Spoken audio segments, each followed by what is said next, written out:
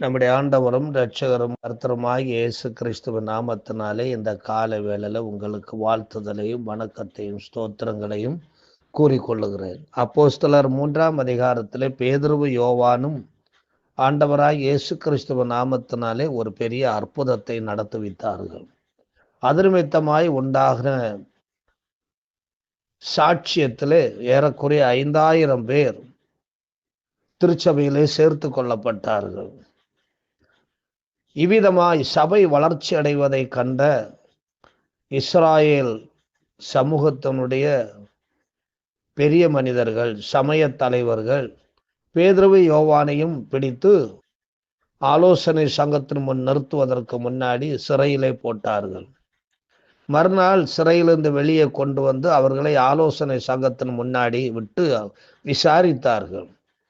அவர்களை மிரட்டினார்கள், பயமுறுத்தினார்கள். ஆனால் பேதுரு யோவானும் ஆவியிலே வைராக்கியம் கொண்டு தைரியமாய் கர்த்தராய் இயேசு கிறிஸ்துவை குறித்து பிரசங்கித்தார்கள். அந்த சாட்சியங்களை அவர்களால் அழிக்க முடியாது என்பதனாலே அவர்களை அனுப்பிவிட்டார்கள். அனுப்பிவிடப்பட்ட பேதுரு யோவானும் தங்களை சேர்ந்தவர்களிடத்திலே வருகிறார்கள். அங்கே ஜெபமும் ஐக்கியமும் உண்டாகிறது என்பதைத்தான் இந்த நாளிலே அப்போஸ்தலர் 4ஆம் அதிகாரம் 23 37 வரை உள்ள பகுதிகளிலே நாம் வாசிக்கின்றோம்.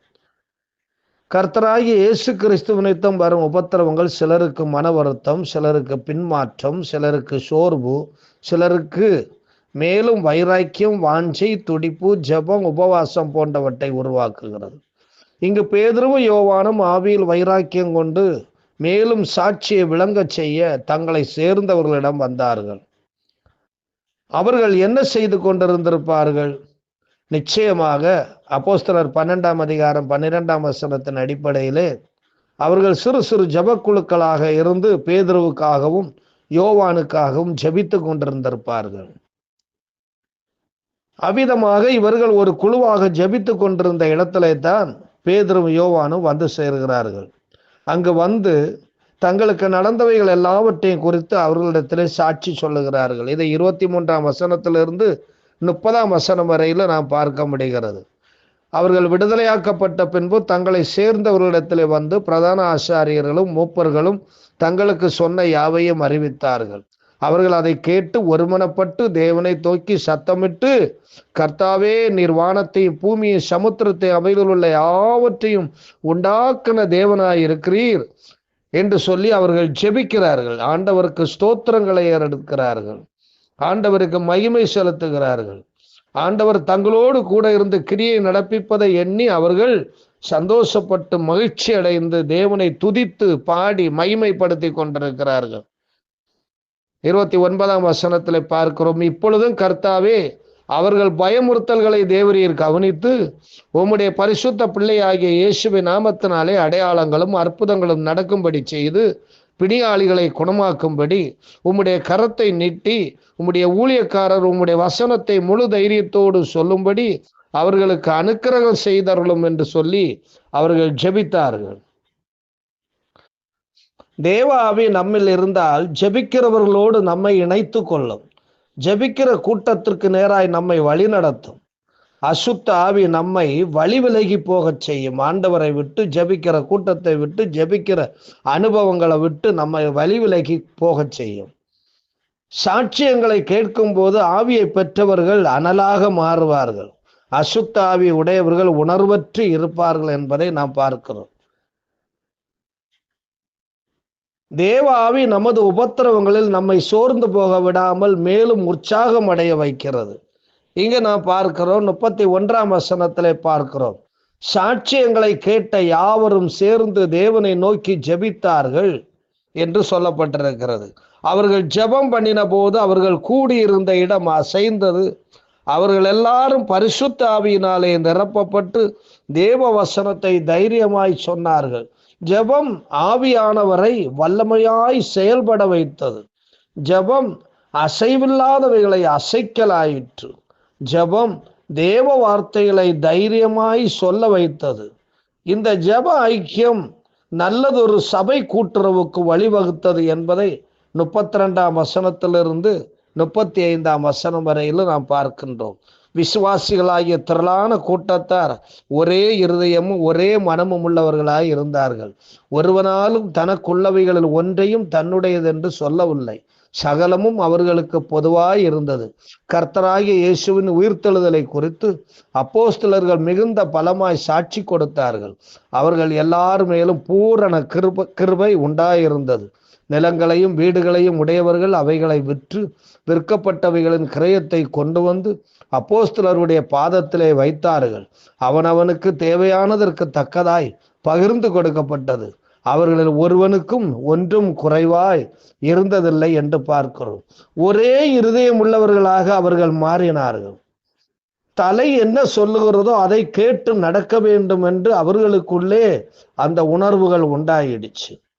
இயேசுவை குறித்து சாட்சி பகர்ந்தார்கள். கேட்டாலும் கேட்காட்டாலும், யார் விசாரித்தாலும் விசாரிக்காவிட்டாலும் இயேசு கிறிஸ்துவை குறித்து சாட்சியம் பகர்ந்தார்கள். பூரண கிருபையை பெற்றுக்கொண்டார்கள். ஆண்டவரிடத்திலிருந்து, தேவனிடத்திலிருந்து பூரண கிருபை, பரிபூரணமாக தேவ கிருபை அவர்கள் மேல் பெருகி இருந்ததினாலே தேவன் அவர்களிடத்திலே பலத்த கிரியைகளை நடத்த ஆரம்பித்தார். குறைவின்றி வாழும்படியாக சேர்ந்து உண்ணும் பழக்கத்தை அவர்கள் உருவாக்கினார்கள். கஷ்டமின்றி குறைவின்றி வாழ வேண்டுமென்றால், பசியின்றி வாழ வேண்டுமென்றால் சேர்ந்து உண்ணும் பழக்கம் அவர்களிடத்திலே உருவானது.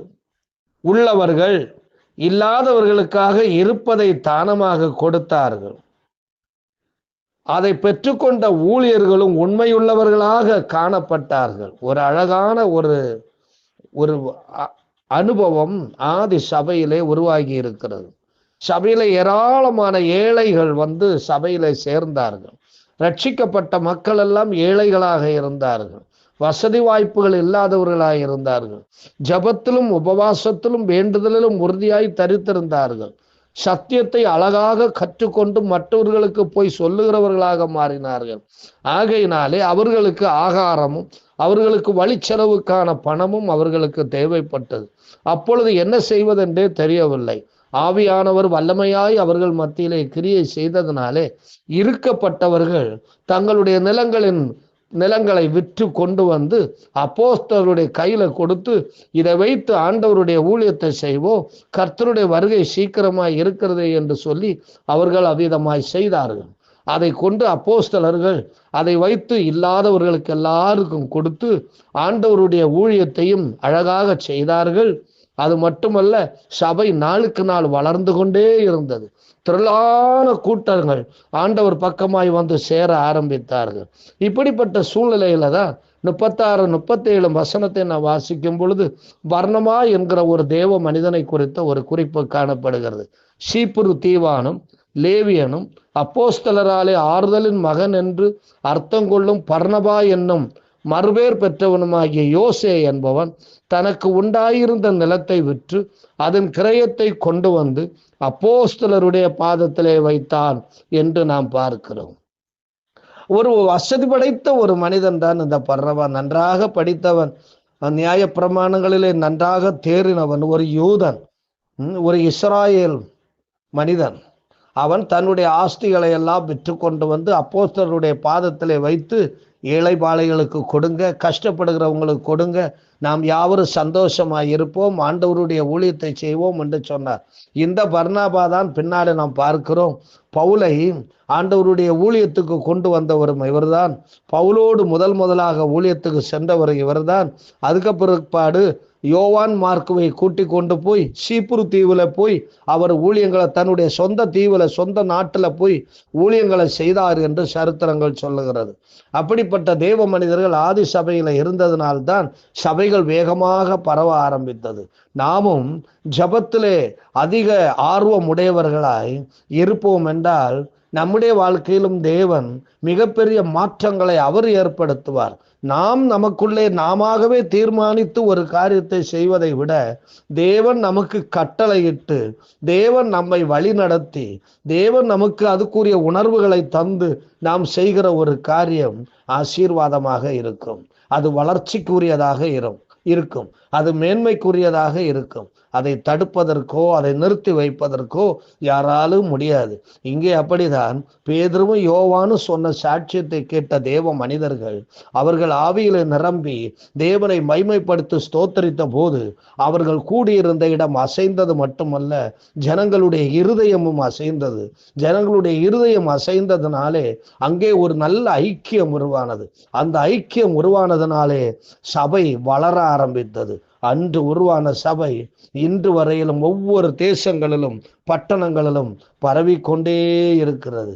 ஜெபமும் ஐக்கியமும் நம்முடைய இரு கண்களாய் மாறும் என்றால் நம்முடைய வாழ்க்கையிலும் பெரிய அற்புதங்களையும் அடையாளங்களையும் காண முடியும்.